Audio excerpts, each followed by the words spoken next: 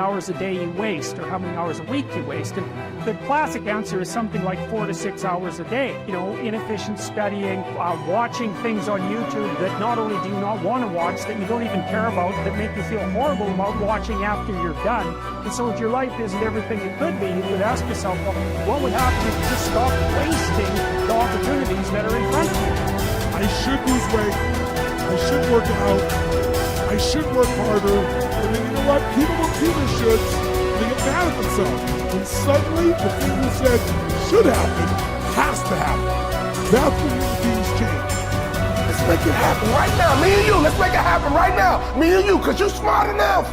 Progress has been made, but you got to keep on working. It's like God. You can't find the illusion that you have made it. No, let me tell you something. You got to keep on working. And we're going to make it happen, my man. Hey, sister, we're going to make it happen, but you got to get out your comfort zone. Because the next time you get an opportunity, you got to be ready. Because we're turning dreams into reality. Just start working at it just a little bit, but do find out what your work is and hold on to it and don't let your dream go. Don't let it go. Unless you've made some major mistakes in life, you haven't started living yet. So a lot of people, if you've never made any major blunders, made some major mistakes, lost some serious money, taken some serious risks, you haven't started living yet. Going through life quietly, tiptoeing safely to an early grave? No, no, no, no. You got to take some chances. You want to bring some adventure to your life. This is the time to stop and decide what direction you want to go in. One of the best things you can do in your life is to change. Maybe on the page of this story right now, you see nothing but failure. When we read your story, what do you want us to see? That you was another failure? What do you want us to read when we read your story? That you quit? What do you want us to read when we read your story? That you gave up? That you threw in the towel? But here is what we're going to do. We're getting ready to turn the page, because when you turn the page, you get ready to write a new story. Now is the time where you're going to begin to open up your mouth and declare that I'm going to build a legacy. Waste no more time arguing what a good man should be. Instead, be one and leave a lasting legacy for the next generation. This legacy should not be measured in material wealth, but rather in the strength of character and faith that you pass on.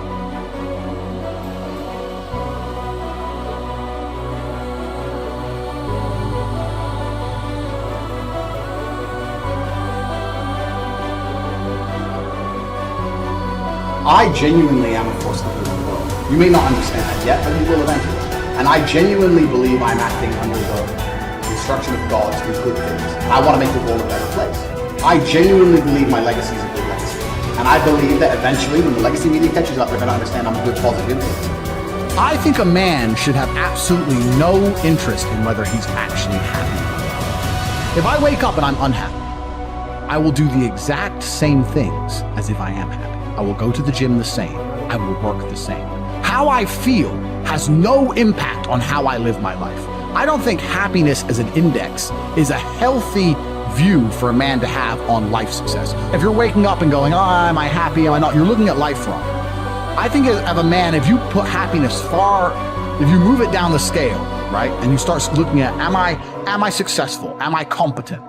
You know, am I achieving things? Am I respected? If you start to look at these indicators of your life, you're going to end up being happier without actually analyzing if you're happy or not. But we talk about weak men. This is what's scariest about this entire agenda they're trying to purport. Because their ideas, like the feminist idea and like the mainstream idea and like Logan Paul's ideas, all their ideals is if we weaken men, then if they become weak enough, they'll no longer be a threat. And I argue that point absolutely. I think the most dangerous men on earth are the weak men. I think inside of every single man, we're born with a fire inside of us that we do not control can destroy ourselves and other people. And if you look at men who have no emotional control, because that's what they're trying to teach us to have, to say, listen, you're a man, you're allowed to just cry all the time and have no emotional control, no stoicism, just react to your emotions. Do you know what happens when you tell men to just react to their emotions? Anger. You have school shootings, you have rape, You have violence. That's what happens when you tell men to have no emotional control. These school shooters are kids with no emotional control. Rapists are men with no emotional control. Violence and the bullshit you see on the street are men with no emotional control. Telling men to not be stoic is going to create a breed of violent young men who have no emotional control, can't control their emotions, and act out on them. That is absolutely not more dangerous to society than me coming along and saying, listen, I don't give a how you feel. It doesn't matter how you feel. You have duties and you have responsibilities as an adult. You must comply and act a certain way regardless of how you feel. That is better for society as a whole, especially as I'm only teaching the tenets of, listen, go to the gym anyway. It doesn't matter. You don't feel like it. Go anyway. Listen, your girlfriend left you. Your heart's broken. You're not allowed to stalk her. She doesn't want you. Get the over it. What I'm saying is good for the world. They're saying, no, act out your emotions. Cool, you're creating stalkers, rapists, and school shooters. These people are fucking dangerous. Knowing yourself is the beginning of all wisdom. Simplify your life. Don't waste the years struggling for things that are unimportant. Don't burden yourself with possessions. Keep your needs and wants simple and enjoy what you have. Don't destroy your peace of mind by looking back, worrying about the past. Live in the present. Simplify. Our life is what our thoughts make it. Do every act of your life as if it were your last. In a word, your life is short. You must make the most of the present with the aid of reason and justice, since it is possible that you may be quitting life at this very moment. Govern every act and thought accordingly. Adapt yourself to the life you have been given and truly love the people with whom destiny has surrounded you. If you accomplish something good with hard work, the labor passes quickly, but the good endures. If you do something shameful in pursuit of pleasure, the pleasure passes quickly, but the shame endures. A musician must make music, an artist must paint, a poet must write, if he is to be ultimately at peace with himself. What a man can be, must be. I will keep constant watch over myself, and most usefully, will put each day up for review. For this is what makes us evil, that none of us looks back upon our own lives. We reflect upon only that which we are about to do, and yet our plans for the future descend from the past. Excellence is never an accident. It is always the result of high intention, sincere effort, and intelligent execution. It represents the wise choice of many alternatives. Choice, not chance, determines your destiny. All human beings seek the happy life, but many confuse the means.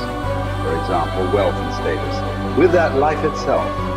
This misguided focus on the means to a good life makes people get further from the happy life. The really worthwhile things are the virtuous activities that make up the happy life, not the external means that may seem to produce it. Mark how fleeting and paltry is the estate of man.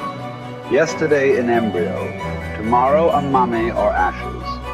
So for the hair's breadth of time assigned to thee, live rationally and part with life cheerfully, as drops the ripe olive extolling the season that bore it, and the tree that matured.